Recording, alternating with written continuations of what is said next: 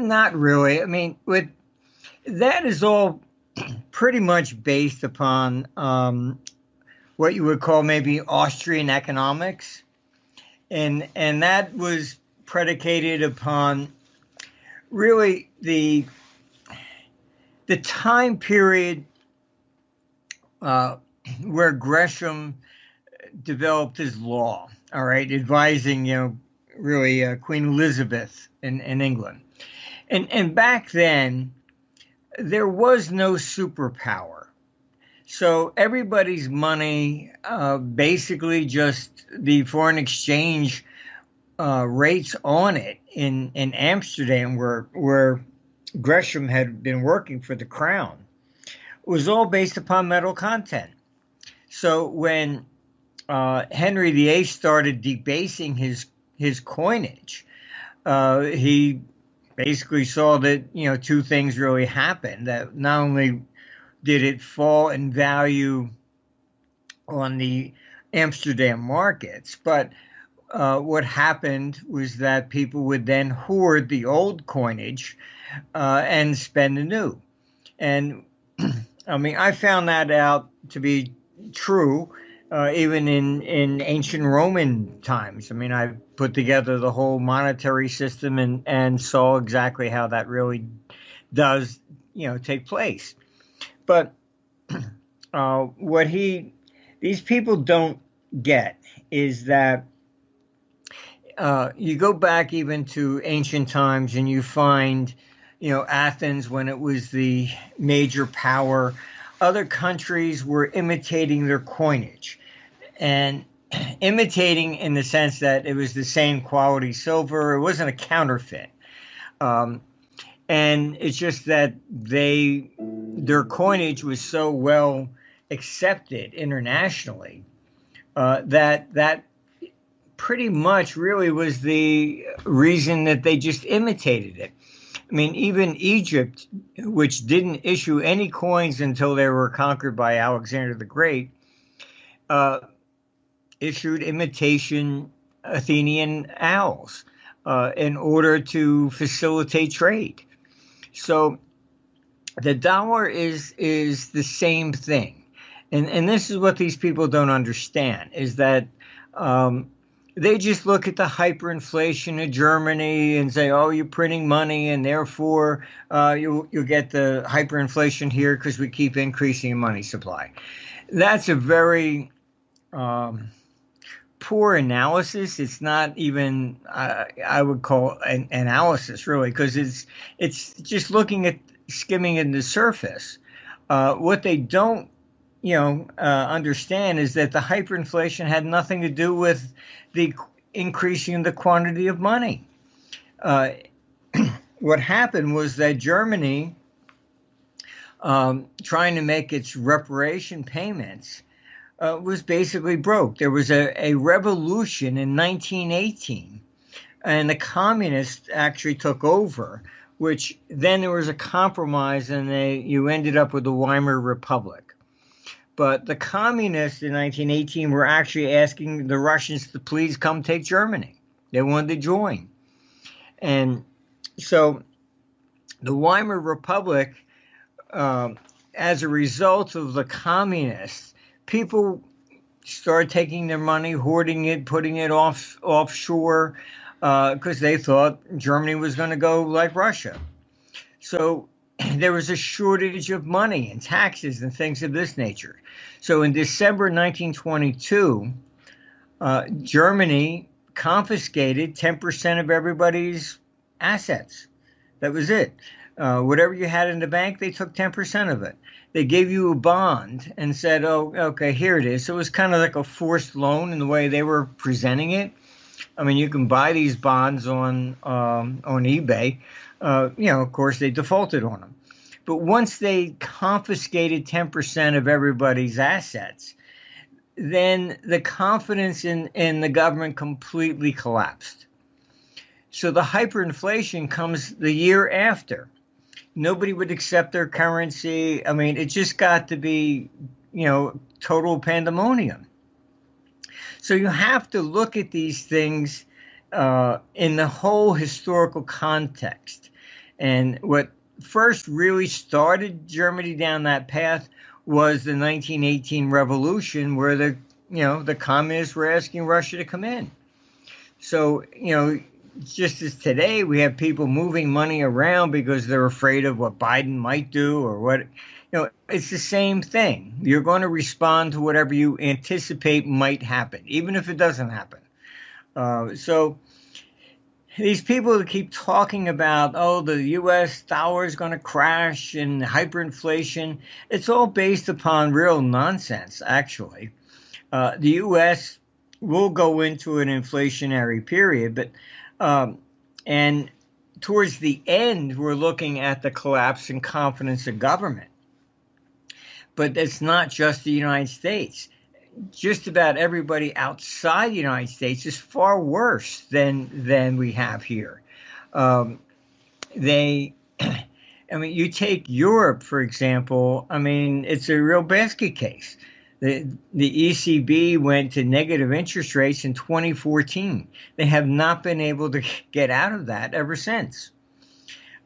Here you have the Fed, which never went negative, and basically saying, okay, fine, we're going to have to raise rates because of inflation. Europe is like beside themselves and saying, all right, fine, well, maybe we'll reduce what we're buying. China comes in and says, please don't raise rates. The Fed is the only independent central bank in the world.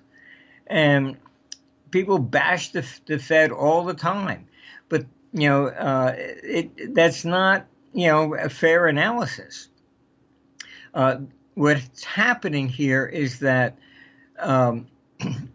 because the dollar is the reserve currency, you have all these emerging markets who have issued debt in dollars. And they do that so they could sell it easier. They're absorbing the foreign exchange risk. China warned its provinces and companies, do not borrow in dollars. They did anyhow. And that's why China was kind of lobbying with the Fed, please don't raise interest rates, because what you're going to do is you're going to send all these emerging markets that have borrowed in dollars as not only do the rates go up, but the dollar rises. And the more the dollar rises, that means they have to pay more, and they lost on their foreign exchange. So it's a complete mess. But the U.S. is the last one to fall, not the first. These people always just focus solely on the United States, and they don't look outside what's happening.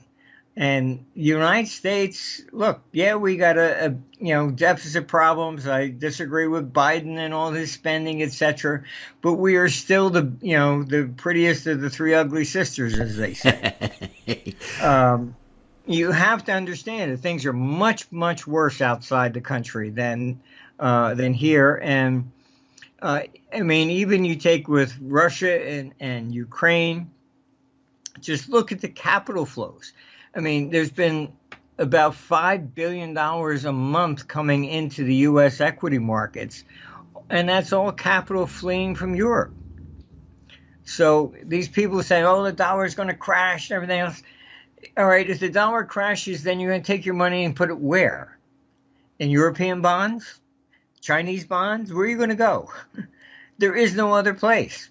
I guess according to Peter Schiff, he would say gold and silver. He's been an advocate for gold and silver. A lot of these other individuals have been an advocate for gold and silver, physical gold and silver. Because right now, I love your answer about what you said, and I just saw what happened yesterday in Canada. How the Canadian government decided, well, look, if you criticize and we view you as a threat, we can confiscate your bank account. And I wonder, because of something like that has occurred, because that has been entered into the lexicon, so we say, if that happens in the U.S., that would actually undermine total confidence in the U.S. government, because I wonder what impact it'll have on the Canadian government, if it'll force people to use other means of exchange, if it'll force people to go to cryptocurrencies.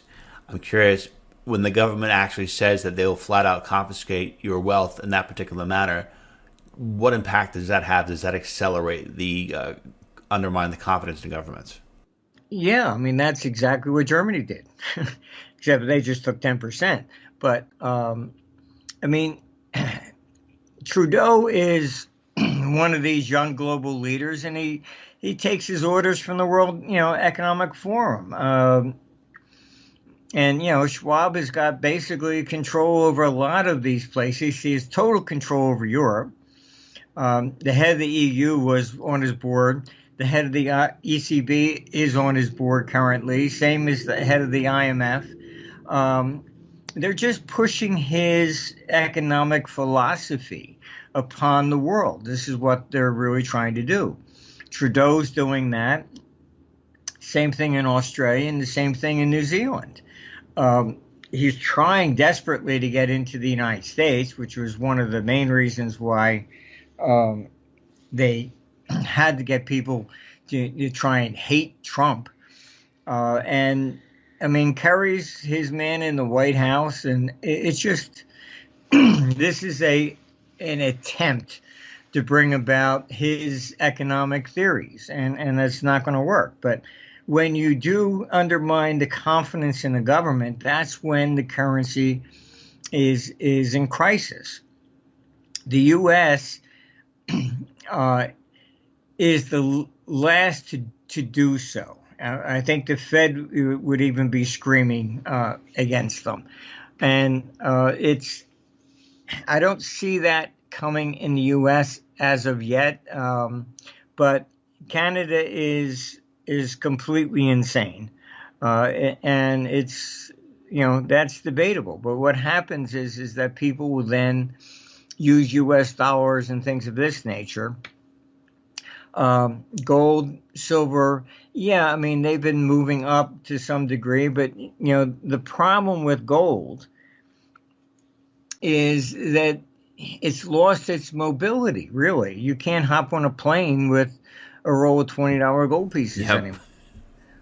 There was a woman that flew from Canada to San Francisco. She had about $30,000 worth of gold on her, and they confiscated it. So it's really kind of very bad. I have friends in Paris, and they go to Brussels to try and buy gold. I mean, they came and do it in Paris. And there was a big ancient coin show. It used to be the biggest probably in the world, was in Paris. And the government came down and they said they wanted a list of everybody that attended, what they bought and what they sold.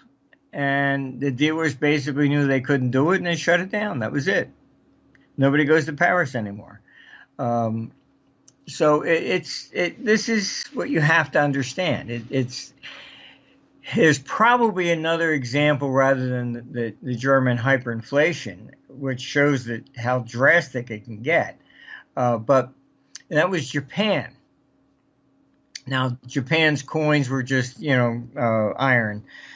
So they really had no particular, metallic value to them. And so that was really, a coinage that was what you would call fiat, I guess. It's determined by its value according to the government. And so what would happen, each emperor would come in and he would devalue all the outstanding money of the last emperor to worth only 10% of what it used to be. And then he would issue his own coins and say, now, these are what we're going to use. After, 2 to 3 of these emperors pulling that stuff, the Japanese would no longer accept Japanese coins. They relied upon bags of rice and Chinese coins. And Japan lost the right to even issue coins for 600 years. Coinage from Japan didn't reappear until the Meiji period. So the confidence in government is absolutely critical. And I mean, this is what Canada is. They think that they can just bully people around. The same thing in New Zealand and Australia. And they are getting all of this from Klaus Schwab. And I'm not making up, conspiracy theories. I mean, most of these people that they're starting to talk about Schwab are beginning to realize. But, I've I've looked him straight in the eyes. We've shaken hands. I mean, I can say that where I think 99% of these other people don't. He even has a bust of Lenin on his bookshelf in his office. Jeez. So he is an academic. He is full blown Marxist, and the reason they think Marxism failed before was because they didn't have the whole world. So they think it will work if they get everybody this time, and that's what he's actually trying to do. His young leaders, etc.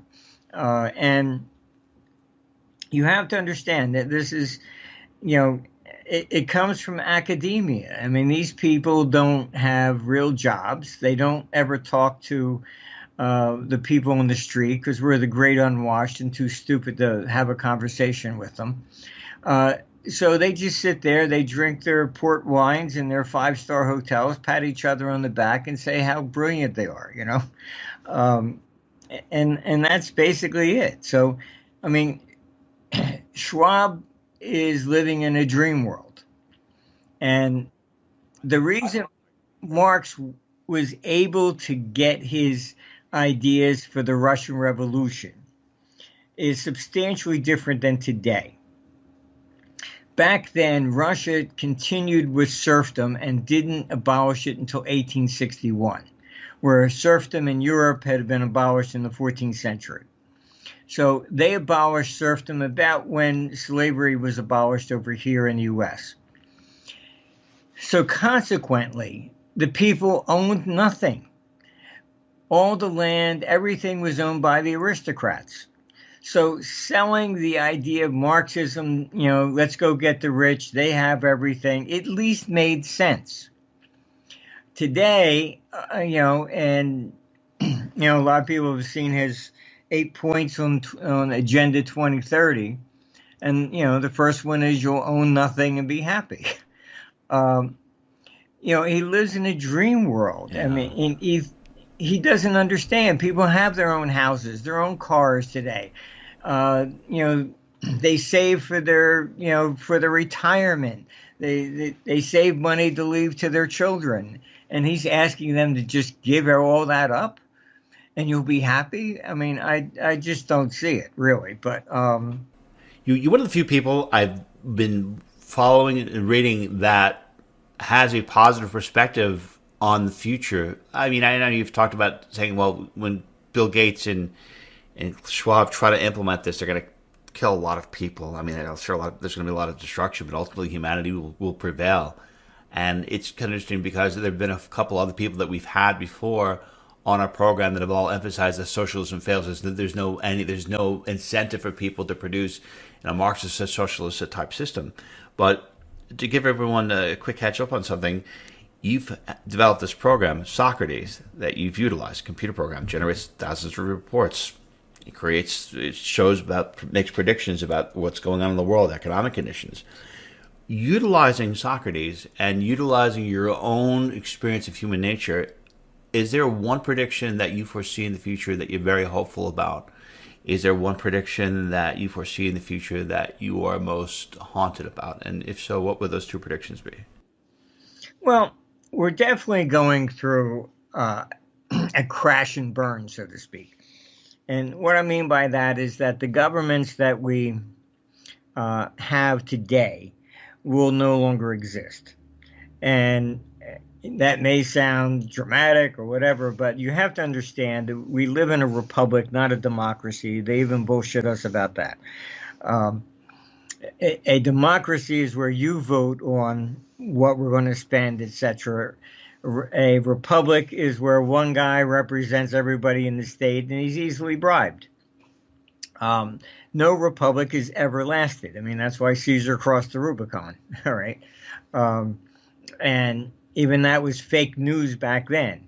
And the reason Julius Caesar had to revise the calendar is an example of how corruption prevails in a republic. The high priest, they knew, they used the lunar calendar, and they knew it wasn't perfect, and you had to insert um, leap days.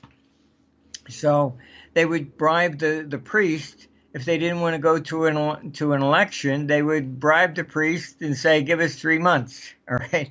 So, but when Caesar crossed the Rubicon, what should have been winter was really summer, and so that's why we have the Julian calendar. It was revised later by Pope Gregory, but um, I mean, he's the one that standardized the calendar to eliminate all this stupid corruption. And that was just, the tip of the iceberg. And so republics never last because they're easily corrupted. These people get out of touch. They're career politicians. I mean, I've known many of them. I've worked with governments, not just in the U.S., but around the world for 40 years. And I see no difference between a politician here in Germany or anywhere else. They're all the same. They only act in their own self-interest and not yours. And I've learned over the years the way I guess to explain it. If I walked into an office and I said, "Listen, maybe if we don't do this, 25 million people will die tomorrow," and they'll go, "Yeah, well, maybe you're wrong." Yeah. They prefer the 25 million to die. And it's very simple from their perspective. If I ran for president and I say, "Vote for me because I saved your job," and you're going to look at me and like, "Well, how do I know I would have lost it?" It's better you lose your job, and then I say, "Vote for me, I'll get the guy that did it." And everybody goes, "Yeah, go get him." All right. But you can't win an election on good news to say, "I saved the world." They're not going to believe you. And the politicians do know this. So they prefer disaster. And every time there's something like this, this is what this is what they live for. They love that. Geez, they a little twisted. I always wonder if there's going to be that reckoning. I mean, right now we look at, let's say reckoning was that when these politicians, all the corruption that they do finally catches up with them.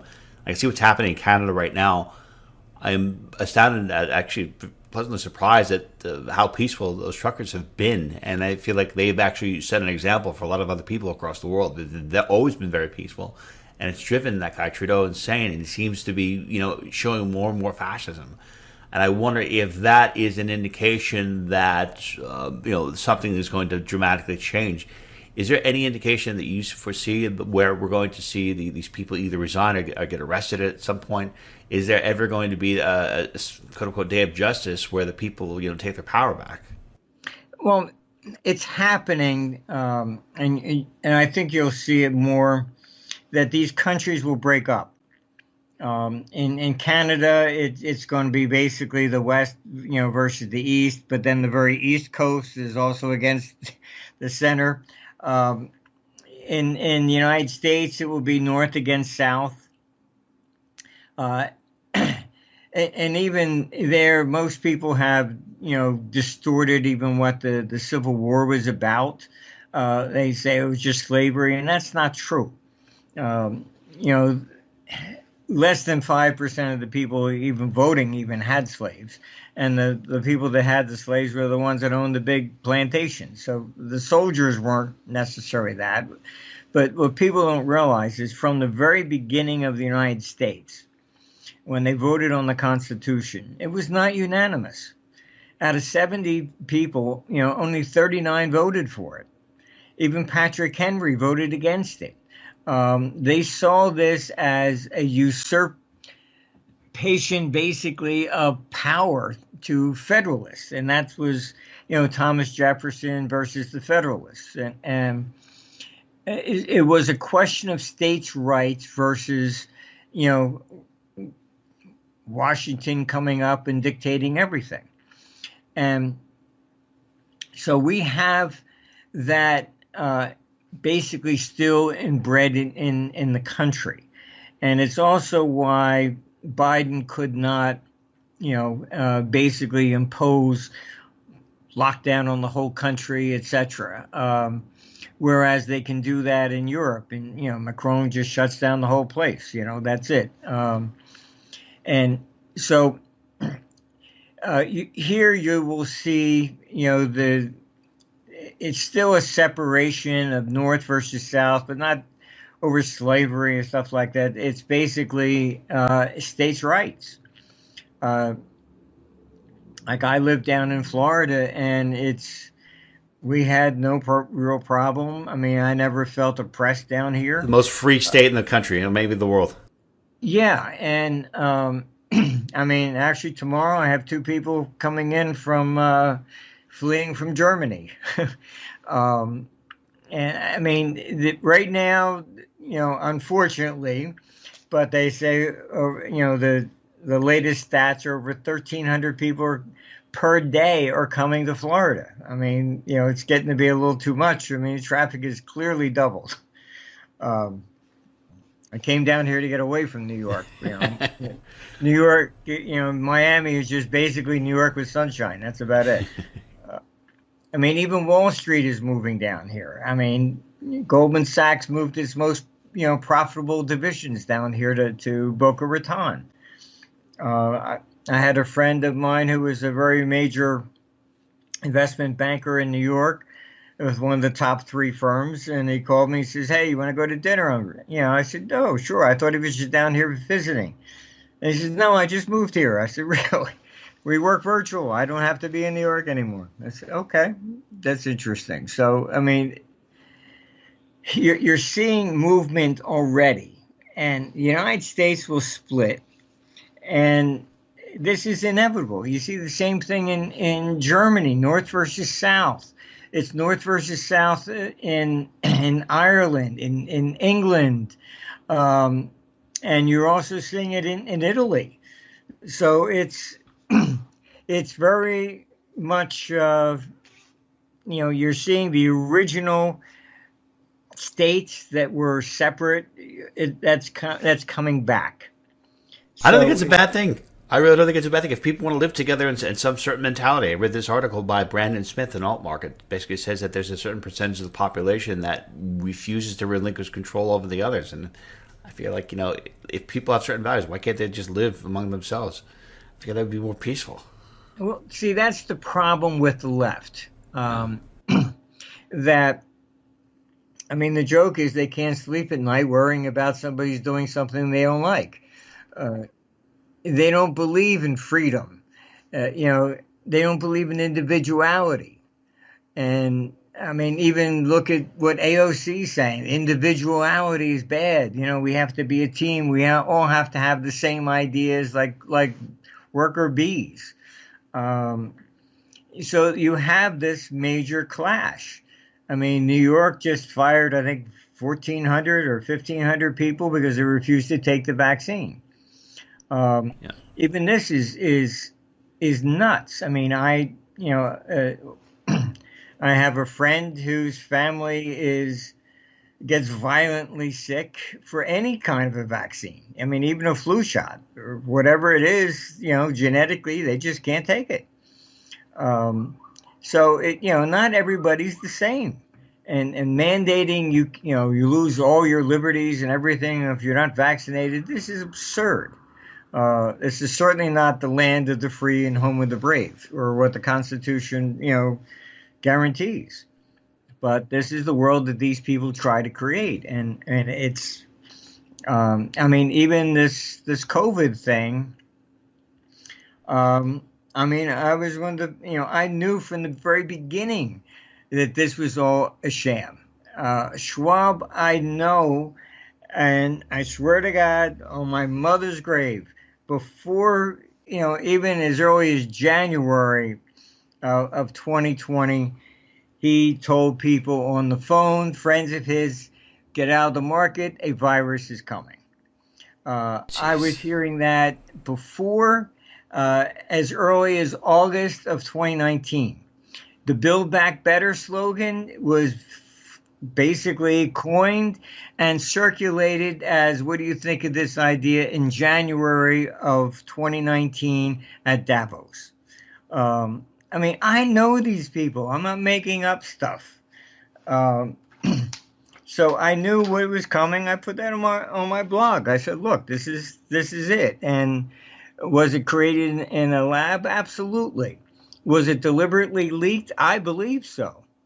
And I can tell you that a friend of mine was one of the top editors of London Financial Times, and she investigated COVID, the lab leak, the whole thing, and uncovered a whole bunch of stuff. And the London FT refused to publish it. She quit. Um, so I mean, this is using this COVID has been the greatest excuse to try and really destroy the economy with the lockdowns so he can build back better and put in this great reset. And I mean, you can look, they've started floating the great reset idea within a matter of weeks of COVID coming up. It's the first time you ever lock down a country. I mean, you can go on our blog. I mean, I was given the code for that Ferguson used with his model. I was asked to review it. It was absolutely disastrous. I mean, it was nothing more than I wrote. I said, this is like a child's game of Sim City. Even the instructions said, run it 5 times and then take the average. Insane. Yeah, It was pathetic. I mean, this was something that would have been written by maybe a programmer in, first semester class or something. I mean, it was not sophisticated at all. And as you know, I mean, I've been a programmer all my life. I mean, I couldn't believe it. It was just completely pathetic. I was asked to review the code by, I came from Britain, and I did. I was just completely shocked. Yet this guy got all kinds of money from Bill Gates, and he's the one that said we have to lock down or 20% of the population is going to die. And then lady said, well, maybe I was wrong on my estimate. Yeah, okay, fine.